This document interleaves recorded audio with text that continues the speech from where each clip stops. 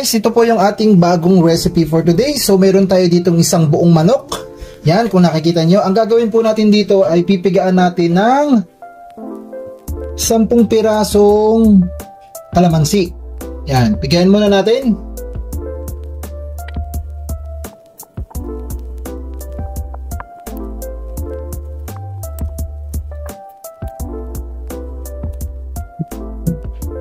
Yan. Then, tanggalin lang natin yung buto sa ibabaw. Yung ibang buto, okay lang yan. Hindi naman natin yan may sasama pag niluto natin. Yan, next. Lalagyan naman natin ng patis. Buhusan natin ng patis. Tapos, imamash natin siya.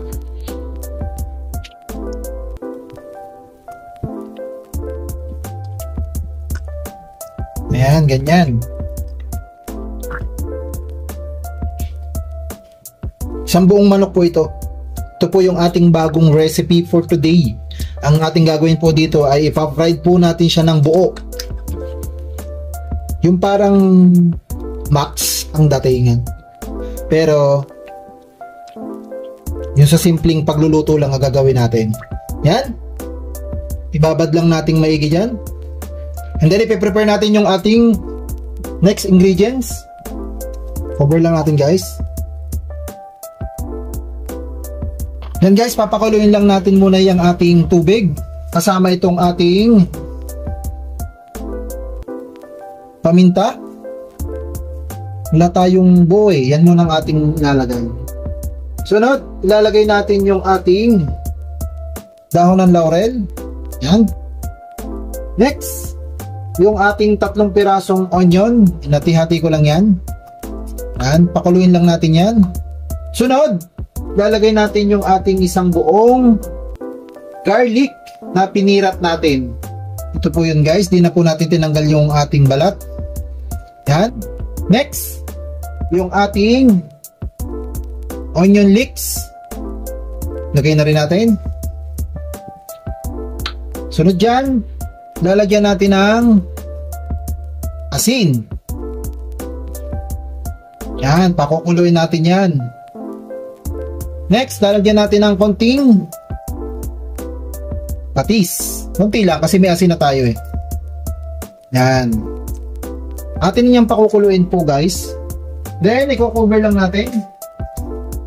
Kapag kumukulo na po, pwede na po nating ilagay dyan yung ating binabad na chicken. Yan, balikan natin yan mamaya.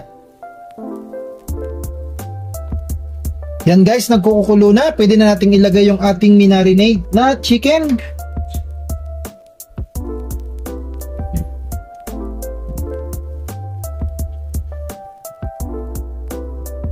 Yan, pakuluin lang natin. Yan, i-cover lang natin. Sana hindi umawas.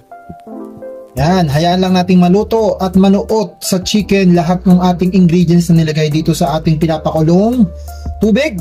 Nang sa ganon, magkaroon ng taste at sarap yung ating gagawing fried chicken a la Max. Yan, hintayin lang po natin. Guys, tinanggal ko muna ng taklob kasi umaapaw. So, babalik na rin natin tong ating chicken.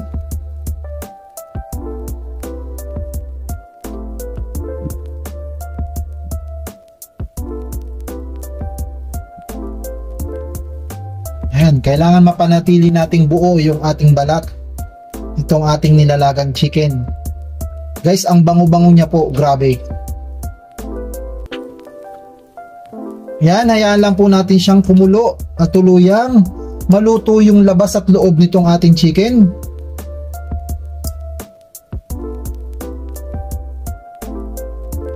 Subukan uli nating takpan.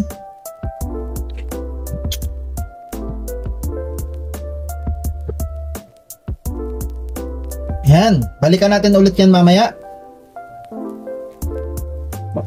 Ayan, guys, lutong-luto na po siya. Pwede na po natin siyang iset aside.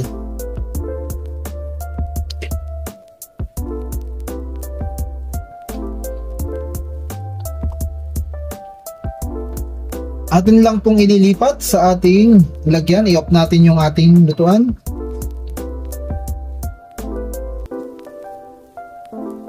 Yan, medyo dahan-dahan lang po kasi mainit.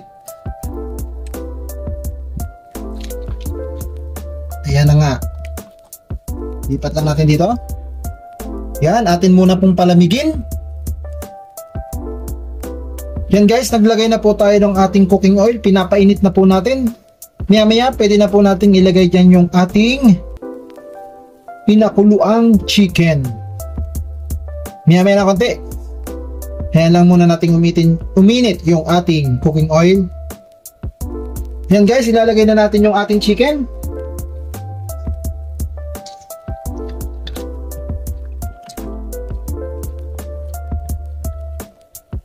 Yan, i-cover lang natin hanggang sa maluto.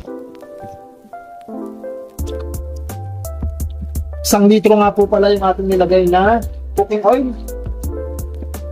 Kaya na yan, babalik-balik na rin na lang natin.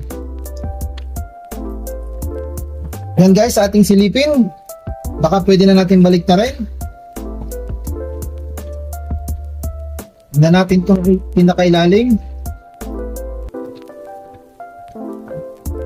Yan, balik na rin na natin. Ito naman ang ating lutuin. Ayan, ang ganda po ng kanyang kulay guys. Naka golden brown na siya. Yan, cover lang ulit natin.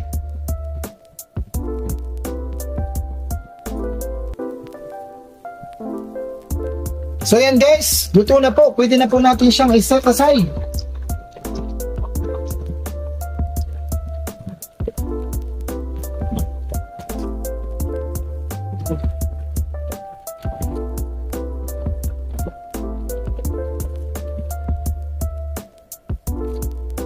Samayan natin yung ating kamote.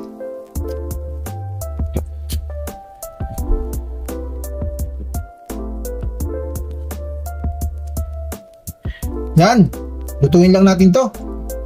At ready to eat na tong ating fried chicken a la Max. Yan guys, pwede na natin itong i-set aside.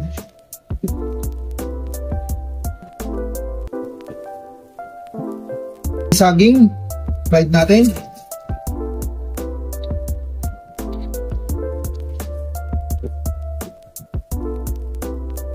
Ayan guys, okay na rin po itong ating banana. Ating isa-set aside na rin po.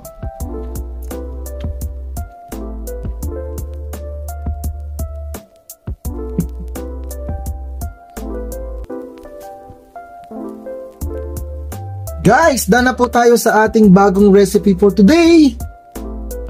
Ang ating fried chicken a la Max.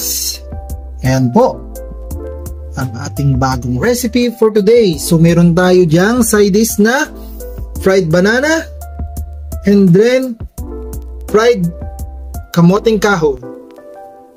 So yan na guys, done na po tayo sa ating bagong video for today. Maraming pong salamat. Sana po nagustuhan nyo tong ating bagong video. Guys, tara! Tikiman na!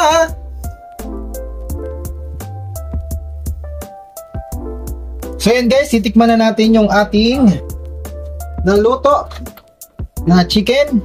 So gilid lang natin tong ating sauce. Yan, tapos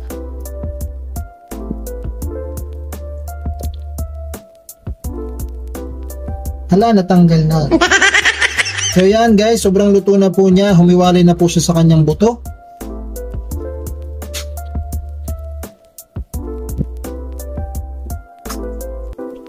Yan. Yan guys, hanggang dito na lang po yung ating video. Maraming pong salamat. Sana po nagustuhan ninyo itong ating bagong ulam. Maraming thank you po. Hanggang dito na lang po. Tara, kain tayo.